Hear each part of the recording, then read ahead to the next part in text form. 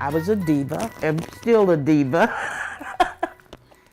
I say I'm a soft butch. A lot of my friends say, no, you're a diva. I've been working in the church since the Episcopal Church declared that homosexuals were equal to all other people as far as pastoral care went. That was in 1976. My original journey started out with the LRC. And so I was a peer counselor and did work with women of color. And so out of that came a lot of good work, because we would meet once a month at the LRC, which the LRC was in the University District and then moved to Capitol Hill, and then it diminished. Well, it really is sort of too bad when we take a whole group of people who have lived a long life and gone through a lot of experiences, and we don't listen to them. Just cut them out because they're too old. We have good bridges where that young people can appreciate and respect the journey of elders. And I'm an elder in training. I'm not an expert. I'm not a know-it-all, but I do have a history. I knew Capitol Hill was sort of the Castro of Seattle. And I decided I would get in a place where I didn't have to live in fear. I was working in Renton, that's where our church was, and I had to drive back and forth, which they thought was ridiculous, but I didn't, because I didn't want to live in a place that I had to worry, be afraid. Just getting off of the bridge of I-90 and coming up Rainier Avenue South, I could feel my spirit lift, because I knew I was coming to friendly territory. Let's keep doing this until we get it right. But we also have to listen to our elders, because they have lived a life. And in my community, we have another saying: when the elders are present, we have a past. When the youth are present, we have a future. Kathy Hillenbrand, and I'm the board chair of Capitol Hill Housing, the PDA, Public Development Authority. We often heard during the work on the Champion that it would be fabulous to have LGBTQ-friendly senior housing. And so now we're at a point where there's a possibility of actually building that, which is, really exciting for us, for Capitol Hill Housing and for the neighborhood. We have a parking lot next to the Helen V, and we can redevelop that, or we're looking at redeveloping that. We have to operate under fair housing rules. However, you can build buildings that speak to many segments of the community. And so for the senior LGBTQ community, we can build a building and have whatever's in the commercial space, and have whatever programming, resident services that speaks to that community, especially if we work with that community before we ever design the building. My name is Karen Fredrickson-Goldson, and I'm the founder and board co-chair of Generations Aging with Pride. It's the first nonprofit agency in Seattle that was designed specifically to meet the health and aging needs of LGBTQ older adults. And we're excited about partnering with Capitol Hill Housing to be able to provide the services in the housing project that's being developed for LGBTQ midlife and older adults. I began conducting research in this area about 2 decades ago. So we have a very long and rich history of working within communities. And the reason is we found that the needs of most LGBTQ older adults weren't being met. In other service settings, it was a relatively invisible population. And there's subgroups within the population that are even more invisible, yet the needs were high.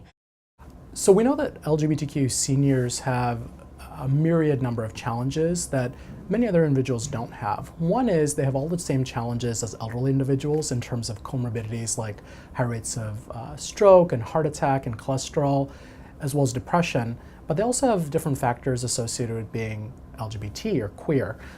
Those include factors like higher rates of depression, a smaller family unit, so often they don't have children who are able to take care of them at older age. There's higher rates of substance abuse, including cigarette smoking. And then there's other issues that do impact individuals.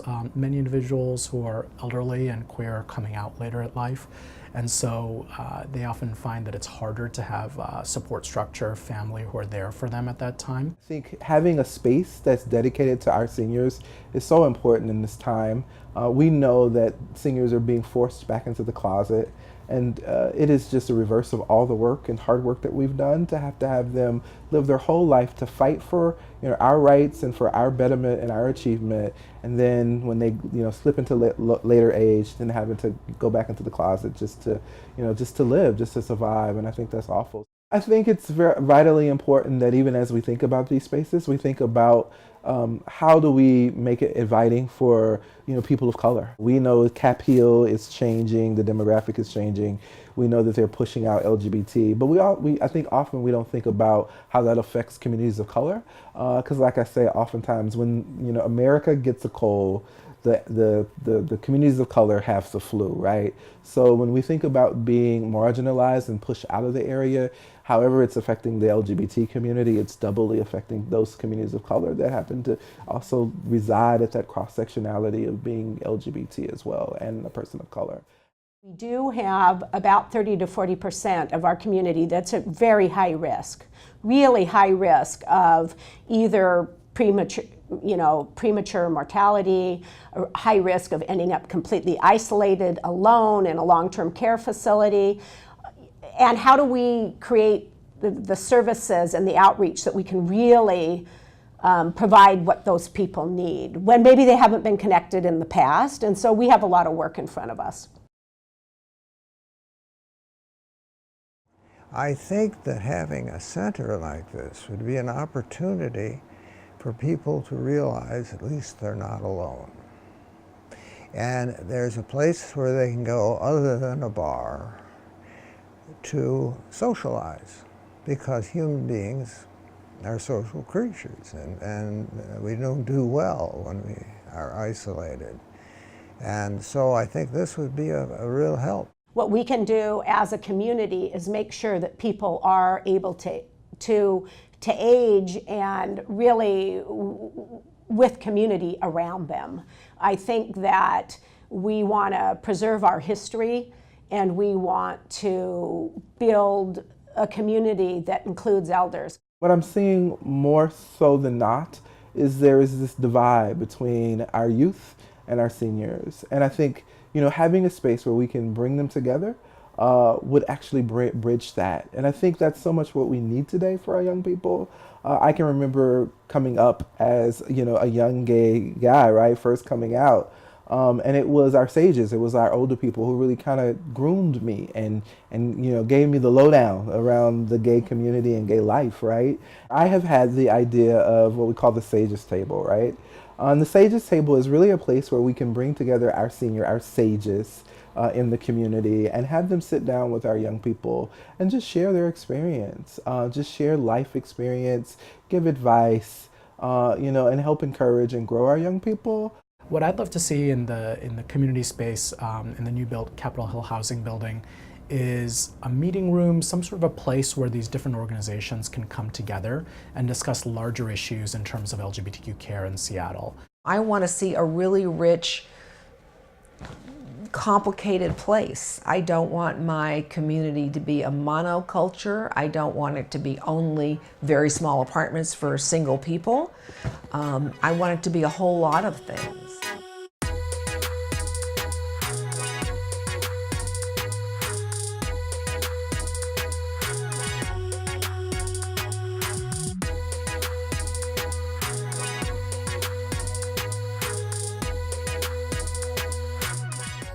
I don't want to be tolerated. I want to be accepted. And I want to be accepted as an equal, not as some poor pathetic thing, you know, that can't help himself. I think it would be a very progressive statement that could ripple to greater. Because again, loyalty is not based on things or money. It is based on a meeting of artists of a different kind. And so when artists have that safe space to develop and bridge, nothing can break that blend, that bound. It's like an orchestrated moment. We live in a very wonderful place. I hope this program helps people, helps gay people.